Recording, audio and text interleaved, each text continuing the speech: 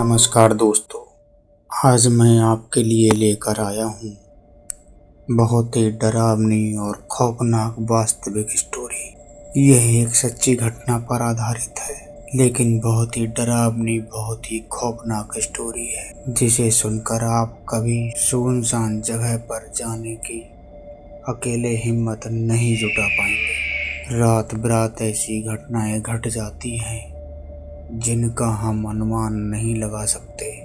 दोस्तों, कहानी समझने के लिए थोड़ा पीछे चलते हैं। ये बात सन 1990 की है। रात के ठीक 3 बजे का वक्त था। घनघोर अंधेरा, काली सड़कों पर पसरा हुआ सन्नाटा और हल्की हल्की सर्द हवाएं जो मानो किसी भयानक तूफान के आने का संकेत दे रही हैं। दूर से एक घर की खिड़की में हल्की रोशनी दिखाई दे रही थी, लेकिन उस घर के अंदर जो होने वाला था उसने 3 जिंदगियों को हमेशा के लिए बदल दिया। दोस्तों, यह एक रात ऐसी थी जहां डर ने अपनों की शक्ल में दस्तक दी, और जो इसके बाद हुआ उसे भूलना नामुमकिन था। कहानी शुरू करने से पहले दोस्तों इसके किरदारों का परिचय और उनकी पृष्ठभूमि समझ लेते, इससे कहानी को समझने में आसानी होगी। सुमित, आकांक्षा और राहुल बचपन से बहुत अच्छे दोस्त थे। तीनों का बचपन एक साथ बीता और तीनों ने हमेशा एक साथ निभाया, चाहे वह कैसी भी परिस्थितियां क्यों ना हो। सुमित एक सॉफ्टवेयर इंजीनियर था जो अपनी मेहनत और बुद्धिमत्ता के लिए जाना जाता था। उसके अंदर की कमजोरी ये थी कि वह अपनी भावनाओं को जाहिर नहीं कर पाता था। वह अक्सर दूसरों के लिए खुद को कुर्बान कर देता था, लेकिन अपनी भावनाओं को व्यक्त नहीं कर पाता था। दूसरा पात्र है आकांक्षा। ये पेशे से एक पत्रकार थी जो सच्चाई की खोज में हरदम पार कर देती थी।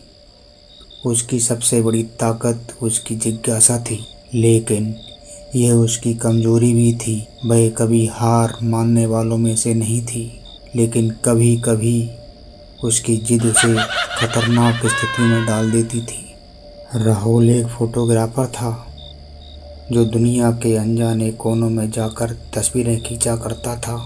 उसके पास धैर्य और साहस की कमी नहीं थी, लेकिन वह अंधविश्वासों से बुरी तरह डरता था। उसकी यही कमजोरी थी कि वह अंधविश्वासों में उलझ कर रह जाता था, जो कभी कभी उसके तर्कसंगत विचारों को भी प्रभावित करता था।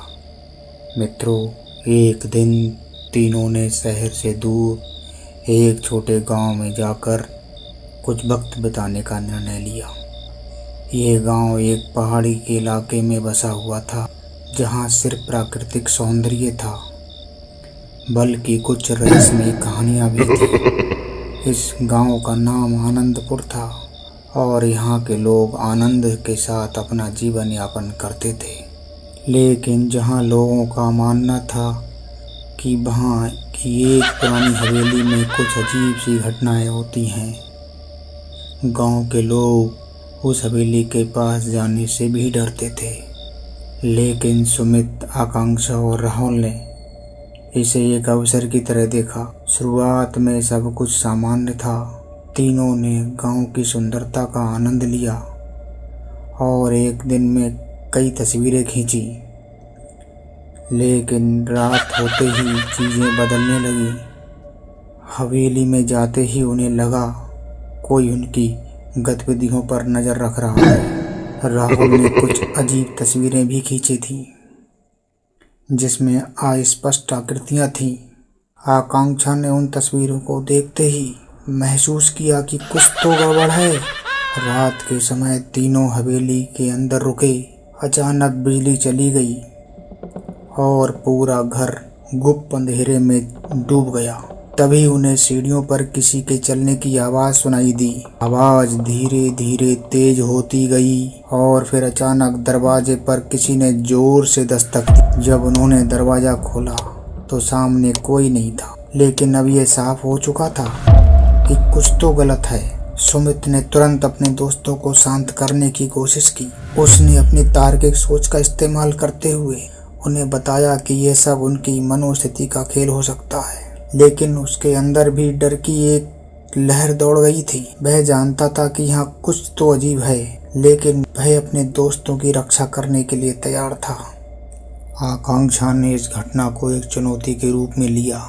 उसने हवेली के बारे में और जानकारी जुटाने का निर्णय लिया, लेकिन जैसे जैसे वह गहराई में गई, उसे समझ आया कि इस रहस्य के पीछे कुछ ऐसा है जिससे जानने की कोशिश करने वाले हमेशा के लिए खो जाते थे। लेकिन उसकी जिज्ञासा और साहस ने उसे पीछे हटने नहीं दिया। राहुल अंधविश्वासों में फंस चुका था। वह उन रहस्यमय तस्वीरों को बार बार देख रहा था और उसे लग रहा था कि वह किसी बहुत बड़े खतरे में है। लेकिन उसने अपने डर को पीछे छोड़ने का निर्णय लिया और उन रहस्यों का सामना करने के लिए तैयार हो गया जो इस हवेली में छुपे थे। जैसे जैसे रात गहरी होती गई, हवेली के अंदर अजीब घटनाएं होने लगी।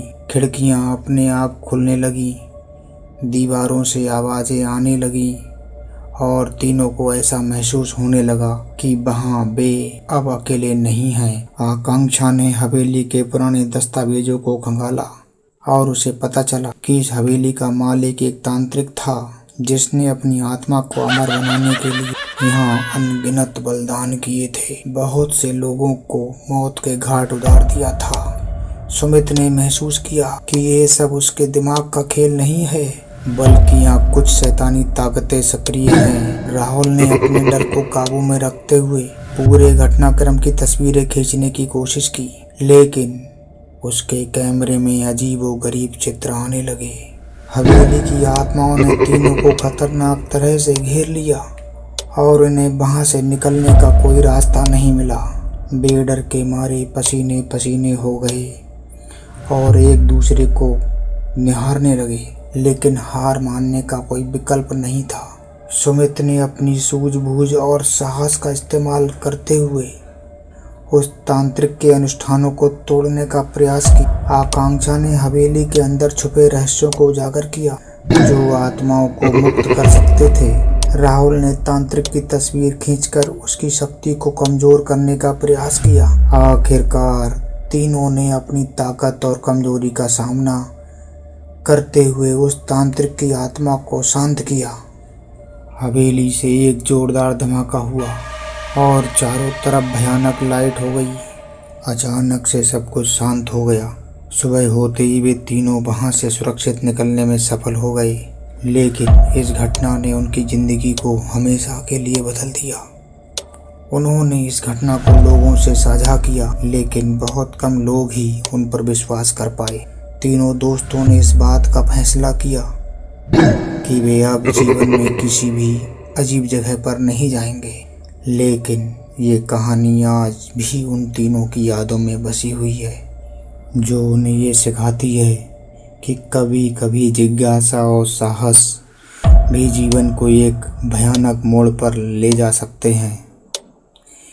कभी कभी जीवन में घटने वाली घटनाएं हमें अंदर से हिला देती हैं, और ऐसी ही एक घटना इस कहानी का आधार बनी। दोस्तों, कमेंट कर हमें बताइए कि आपको हमारी ये कहानी कैसी लगी, और अगर आपके पास भी ऐसी कोई रियल स्टोरी हो जो आपके जीवन में घटी हो तो हमें हमारे ईमेल के माध्यम से भेजिए। हम उसे इस चैनल के माध्यम से सभी तक पहुंचाएंगे। अगर आपने हमारा चैनल अभी तक सब्सक्राइब नहीं किया तो सब्सक्राइब कर लीजिए, लाइक करिए, शेयर करिए। बहुत बहुत धन्यवाद।